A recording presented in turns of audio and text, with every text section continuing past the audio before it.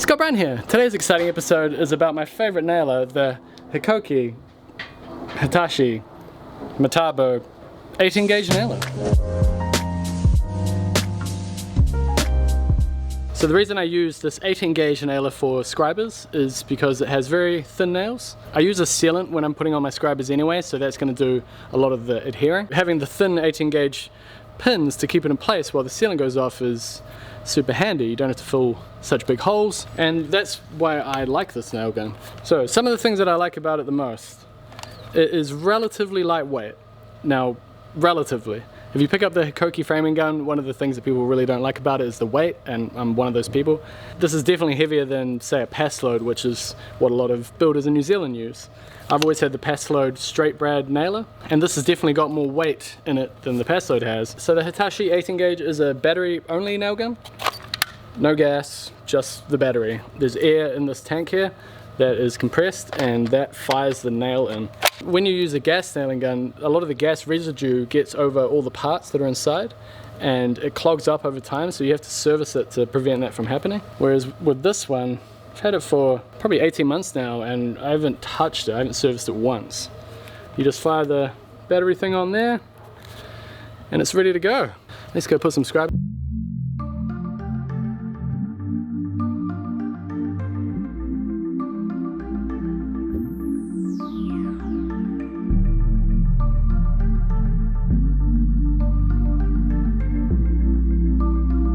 Made like exactly like a foot too high, so we have to crouch when we're up here.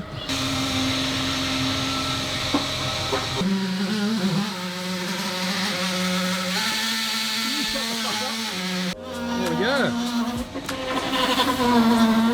Part of going crazy with the multi-tool in there.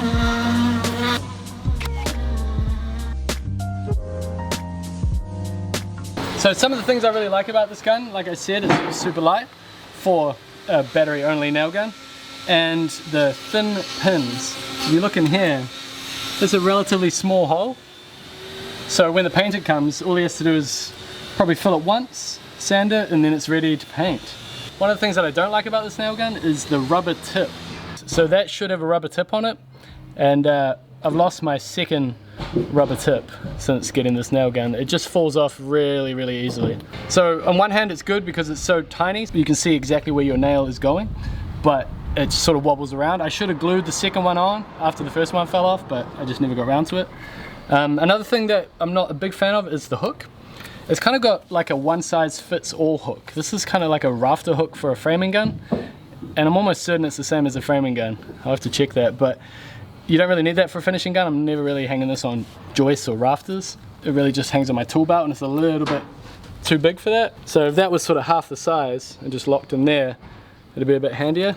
And the other thing that Rich just reminded me of is the standby on this battery thing. Basically when you turn it on, it only stays on for a certain period of time, and it often means we'll use it, put the gun down, and then we'll go to pick it up and use it again, and it'll be like, shit, what's going on? We run out of nails, and then it's actually the battery turning itself off. Those things are sort of my minor gripes, and I guess if they could make it lighter, that would be great as well.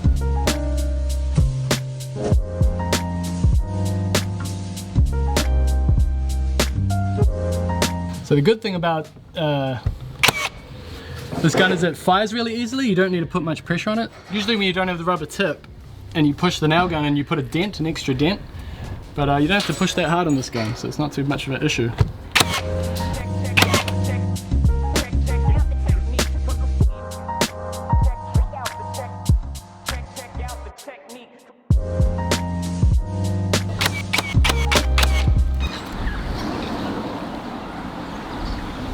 So this is the 18 gauge, and this is the 16 gauge. See, it says Hikoki there. Now, because of a recent change in New Zealand law, I have to say that this is an advertisement now that I'm talking about this gun, because Hikoki New Zealand gave it to me. They didn't pay me or anything, they just gave me the nail gun. So, there we go. Now, first of all, the main difference is the size of the pins. These are 16 gauge pins, and these are 18 gauge pins. Because these have thicker nails, I often turn to the 16 gauge when I'm putting in these weatherboards, tacking them into place, and maybe door jambs. I used to use it when I did what I'm doing now, scribers and anything that was outside.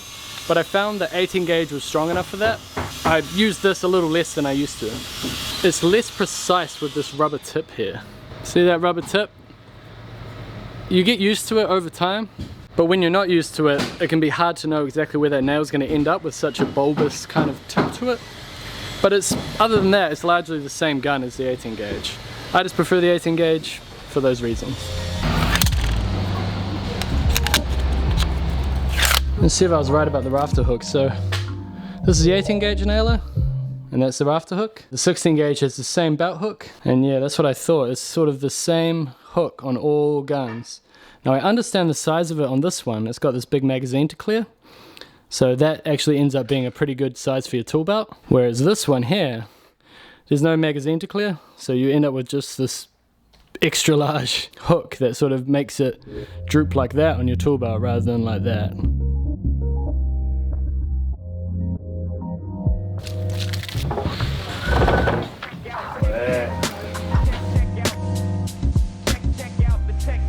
Let's do a little walkthrough of how I set up these scribers, eh? Old cameraman Richard here is gonna take the battery's flashing. Battery sorted. Alright, like I was saying, I'll show you how I set these scribers up.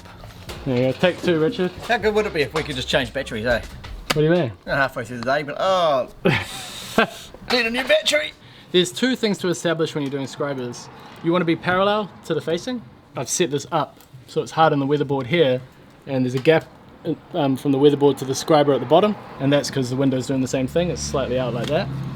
And the other thing is you measure the deepest distance from the scriber to the weatherboard, and in this case it's down the bottom because we brought it out. So you got 22 there, and then down here it's 24, and that is the thickness of your scribing piece. And then now I do the easy part, which is draw a wee map using this 24mm packer.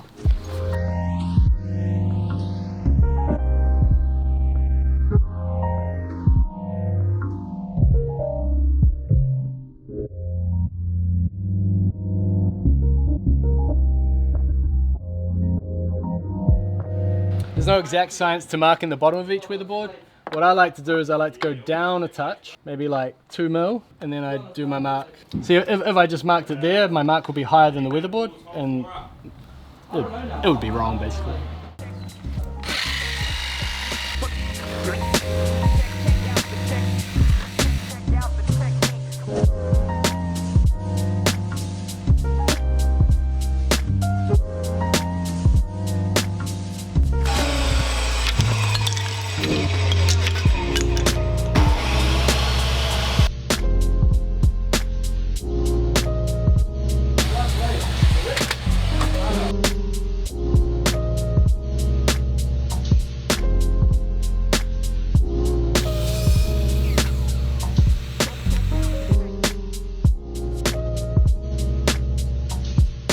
Well, there you go. All primed, just like the weatherboards. As soon as you cut the edge, paint it. So I'll let that dry. Oh, hey Pato. You're looking pretty funky there, bro. Am I? Thank you. Extra cool today. Yeah, well, you know, I try. Yeah.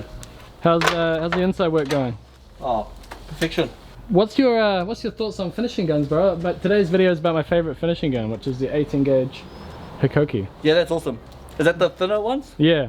Yeah, that thing's epic. I like that. It's good having those small nails there. Yeah, I mean, I've only got the Paso one to compare it with, but they're good when they're brand new. I know that. Paso? Yeah.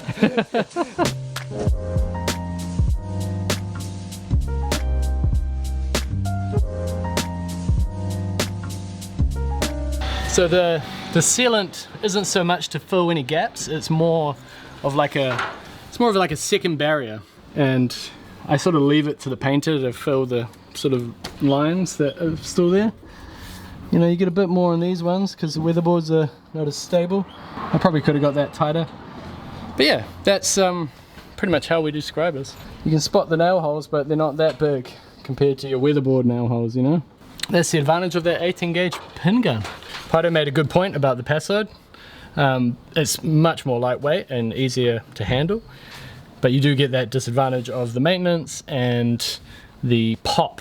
It's so loud, you have to wear ear muffs when when you use a Paso finishing gun.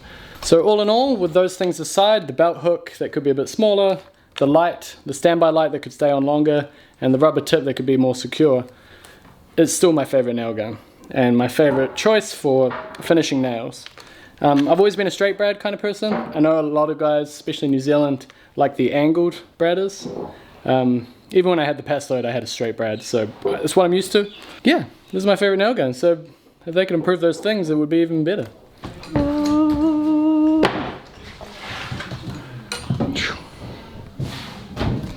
Party's been busy. We have a war. We have a war. So coming very soon on Brown Carpentry is how we solve this problem. Pardo and Rich have been busy in here. The good news is this floor is going to live another day. We put some temporary flooring here and we're getting more flooring to match.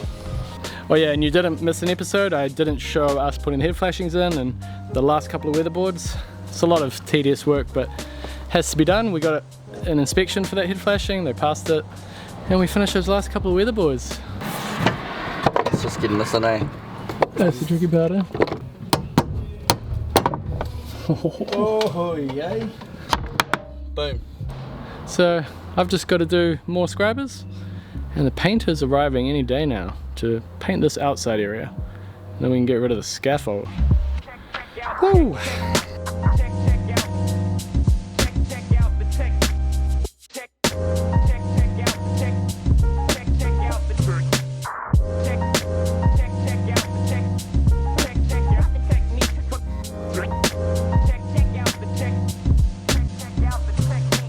We might have to wait for Potter.